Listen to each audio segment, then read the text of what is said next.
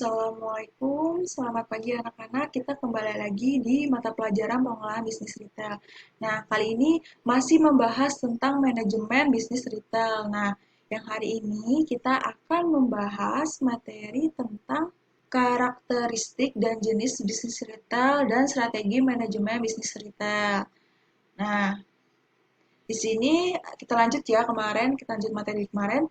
Sekarang kita membahas materi tentang bisnis retail menurut jenis pelayanannya. Di sini ada 3 jenis pelayanan nih, ada full service store, limited service store, dan self service store.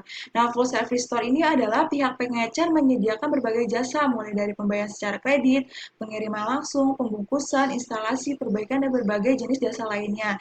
Jadi di sini si pengelola retail memberikan pelayanan penuh kepada si konsumen yang ingin membeli barangnya. Di sini misalnya kemudahan dalam pembayaran secara kredit, terusnya dilakukan pengiriman langsung kepada si konsumen, terus pembukusan supaya barang yang dikirim itu aman ya.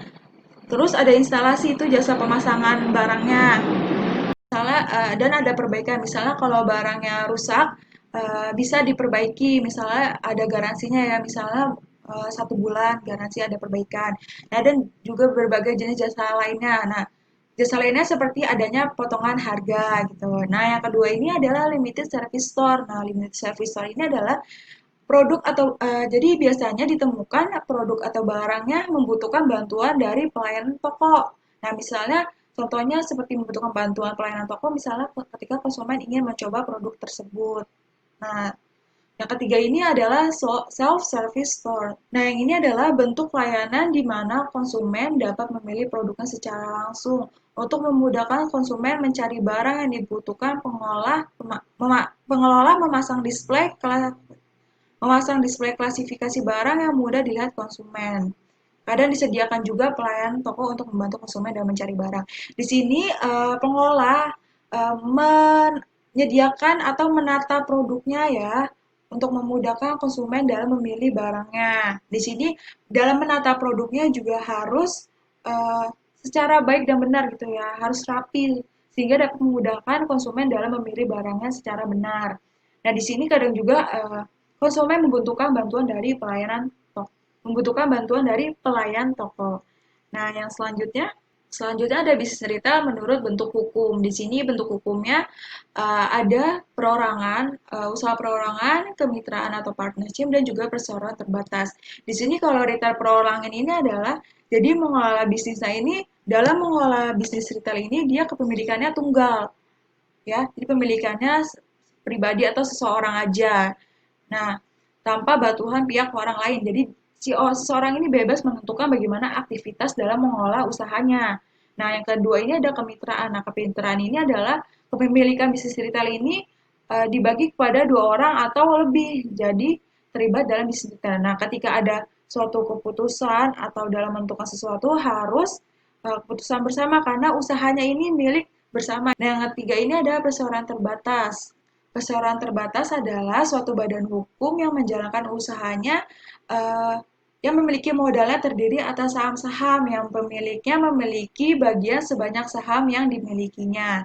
Nah, yang selanjutnya ada bisnis retail menurut ukuran outlet. Di sini diatur oleh peraturan Perpres nomor 112 tahun 2007 tentang penataan dalam pembinaan pasar tradisional, pusat perbelanjaan, toko modern, dan dengan ketentuan ada 4 ukuran ya eh, dalam menentukan ukuran toko ya. Di sini ada small store, mini market, supermarket, dan hypermarket. Di sini small store ini atau toko kecil seperti kios, warung gitu ya. Yang umumnya biasanya sih toko retail tradisional. Nah, luas areanya kurang dari 100 meter persegi. Nah, yang kedua ada minimarket. Nah, di sini luasnya areanya 100 meter persegi sampai dengan 1000 meter. Nah, yang ketiga ini ada supermarket. Biasanya dioperasikan dengan luas areanya ini 1000 sampai dengan 5000 meter persegi. Di sini ada hypermarket dioperasikan dengan luas sales areanya lebih dari 500 meter.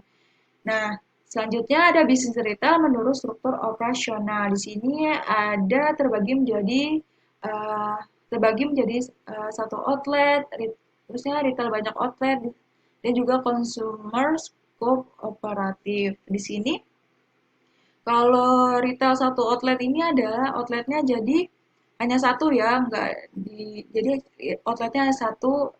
Nah, yang kalau retail banyak ini yaitu usahanya retailnya itu atau outlet itu ada banyak, misalnya buka cabang di daerah sini dan di sini dan daerah A dan daerah B dan daerah C gitu ya.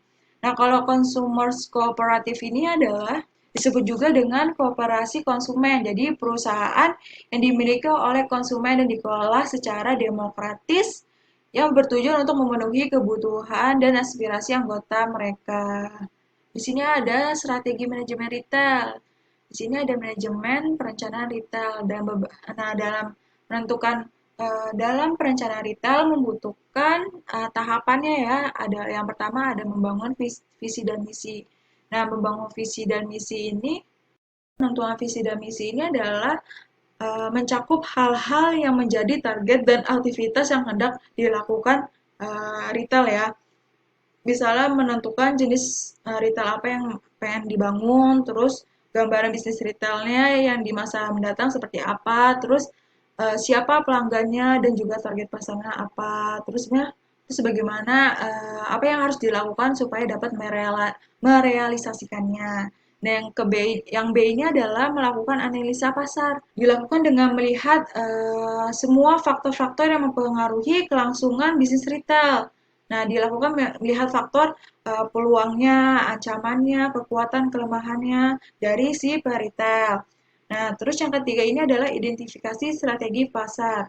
Nah, identifikasi strategi pasar ini dengan menekankan bagaimana peritel meningkatkan penjualan dengan melihat langsung atau menciptakan peluang pada pasar. Nah, yang D ini adalah yang D ini adalah mengevaluasi strategi.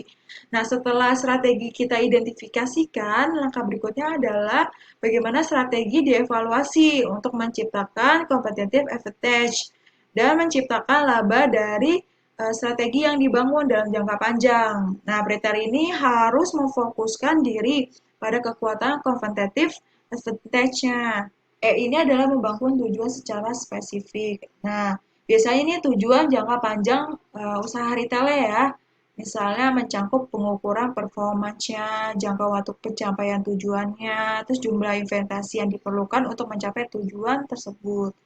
Nah, yang F ini adalah membangun strategi mix retail. Jadi, dalam proses membangun strategi mix retail, untuk tiap-tiap strategi, jumlah investasi akan dikontrol dan dievaluasi kinerjanya. Setelah itu dilakukannya evaluasi kinerja. Nah, evaluasi kinerja ini adalah uh, hal yang dievaluasi adalah kinerja tiap-tiap strategi dan program implementasinya. Nah, jika hasil evaluasinya tidak sesuai dengan tujuan yang sudah digariskan, untuk dicapai harus ada perubahan strateginya. Oke? Nah, yang kedua ini adalah manajemen keuangan retail. Nah, manajemen keuangan retail ini adalah berfungsi untuk mengatur keuangan perusahaan agar arus kas berjalan stabil dan juga mengukur kinerja keuangan retail. Ada beberapa indikator yang digunakan, diantaranya margin kotor, biaya operasional toko, dan margin kontribusi. Jadi manajemen keuangan retail ini dibutuhkan sekali ya dalam usaha retail, bagaimana supaya untuk mengatur arus kas berjalan supaya tetap stabil, dan juga dengan mengolah keuangan bisnis retail yang rapi akan memudahkan dalam menganalisis juga, terus juga dalam memudahkan dalam mengambil keputusan yang lebih akurat dan strategis. Nah, di sini dalam mengukur kinerja keuangan retail ada beberapa indikator yang bisa digunakan. Di antaranya adalah biaya operasional toko dan margin kontribusi. Nah, biaya operasional toko ini adalah diukur dan dikaji berdasarkan pada faktor gaji karyawan, biaya sewa, lokasi, atau gedung, dan jenis pengeluaran lainnya seperti kebersihan, listrik, dan air. Nah, kalau margin kontribusi ini adalah diukur dari margin kotor dengan biaya operasional serta perbandingan antar toko. Selain itu juga diperlukannya audit retail ini diperlukan untuk menjaga konsistensi dari tujuan dan menjaga perolehan laba agar sesuai dengan yang diproyeksikan. Oke, sekian materi Ibu hari ini terkait materi manajemen bisnis retail. Kurang lebihnya mohon maaf. Wassalamualaikum warahmatullahi wabarakatuh.